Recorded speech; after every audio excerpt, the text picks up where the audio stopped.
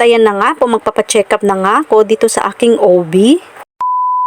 Hello mga kananay ko, Marika Frenny. Another day, another vlog. Sisit ang araw ng pagche-check up ko dito sa OB. At ayan po, hindi na kasi ako mapakali. Nagdadalawang isip nga talaga ako sa resulta ng PT. Kaya yan, napag-isipan namin ni Mr. na magpa-check up na lang talaga ako. Mag-isa lang po ako magpapacheck up. Day off naman ni Mr. kaya siya na muna magbantay kay Axel. Maaga-aga nga talaga yung punta ko kasi dun sa pinag-check upan ko, ang daming talagang taong nagpapacheck up doon. Bale, paunahan lang talaga sa paglalagay ng pangalan. Kaya medyo maaga talaga yung punta ko. Si Dr. Chong talaga yung OB ng pinagbubuntis ko si Axel. Mga kananay, medyo hiyangan din talaga ako kay Dr. Chong. Sobrang mura pa talaga yung fee niya. Ng katanungan mo, sasagot niya talaga. Kung gusto mong itanong ay pwede mong itanong sa kanya. Kumbaga approachable talaga si Dr. Chong. Kaya nga komportable talaga ako pag dito ako nagpapacheck up. Ito pong si Dr. Chong ay pwede siya sa lahat. Papedja, OB, internal medicine ay pwede siya dito. Kahit anong gender, kahit anong edad ay pwedeng magpa-check up kay Dr. Chong. Kaya sobrang laging punuan talaga yung clinic niya. Sa mga oras din pong yan ay medyo kinakabahan talaga ako sa resulta nitong pag-check up ko. Ayan po mga kanana, ilang minutong pagbibiyahe ko ay nakarating nga ako dito sa clinic ni Dr. Chong. Sakto nung pagdating ko ay nakaupo nga yung sekretary niya sa labas. Abay sabi po na alas 11 pa nga yung duty ni Doc. Pero nakalista na po ako ng pangalan. Abay naka number 1 pa talaga ako sa listahan ng pangalan. Abay ikaw ba naman, around 7:30 pa yung dating ko dyan. Ayan po, inuna na ako sa pag-check up ng BP. Abay normal naman po tayo sa BP. Anemic nga lang talaga.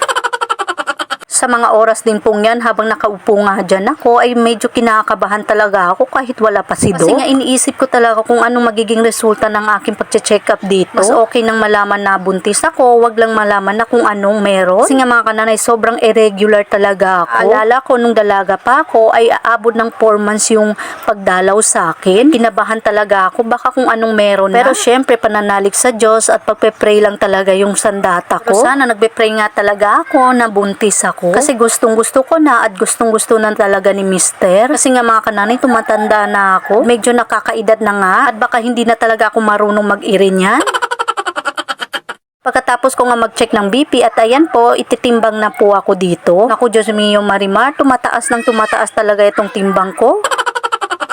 Abay, konti nga lang talagang kinakain ko, pero day by day ay tumataas nga talaga to. Abay, nakaka-stress talagang isipin, ay bahala na dyan. Habang naghihintay nga ako dyan, ay medyo dinalaw na ako ng kagutuman ko. Medyo malayo-layo pa nga yung oras sa pagdating ni Doc. Ayan po mga kananay, naisipan ko na kumain na muna. Binili ko burger ng mang tinapay, buy one take one yan. Tipid version yan. Ba madali nga akong kumain dyan, baka pagdating ni Doc ay wala ako. Ako pa naman yung una sa pila. Ako pa naman yung una sa listahan. Pagdating ko nga ng clinic, saktong dumating si Doc. Kaya ayan, pinahiga ako ni Doc. I-check nga yung tummy ko. Tapos nakikinig siya kung may heartbeat ba or wala. Pero tingnan nyo naman yung itsura ko dyan. Pang dismayado sa resulta. Sabi nga ni Doc ay wala namang heartbeat. Negative naman daw yung PT ko para masigurado talaga kung bakit nga talaga ako hindi na dinatnan. Na-ultrasound niya nga ako. Kaya ayan po, dali-dali na akong nagpa-ultrasound. Sa mga oras din pong yan ay parang lutang na lutang ako. Kinakabahan talaga ako ng masyadong very light. Iisip ko talaga kung anong magiging resulta nitong pag-ultrasound ko. Naman kasi sinabi si Doc, basta pina-ultrasound lang ako. Bawal nga pala mag-video dito sa ultrasound. Pwera na lang kung buntis nga daw. Kaya ayan, binidyo ko na lang yung resulta. Abay, hindi ko nga binasa. Kasi nga kinakabahan ako. Hintayin ko na talaga si Doc na lang talaga ang magbasa at mag-explain sa akin. Hindi ko na binidyohan ang pag-i-explain sa akin ni Doc. Sa naintindihan ko, medyo namaga daw yung left uterus ko. Pero okay lang daw din yun. Hindi naman daw delikado. Yung cause ng hindi ko pag-mens, medyo madumi nga daw. Kaya ayan po, niresetahan ako ni Doc. Kamahal po ng isa. 86 peso, 3 times a day for 3 days. Sir ko nga mag-take ng for 3 days at makaka-mens ay babalik nga daw ako sa kanya ulit. Nagpe-pray ko talaga na maging okay lahat. Okay lang yung ginastos, basta good health lang po tayo lagi. Mag-pray at manalig lang lagi sa taas. Kaya hanggang dito na nga lang po mga kananay. Salamat sa panonood. God bless.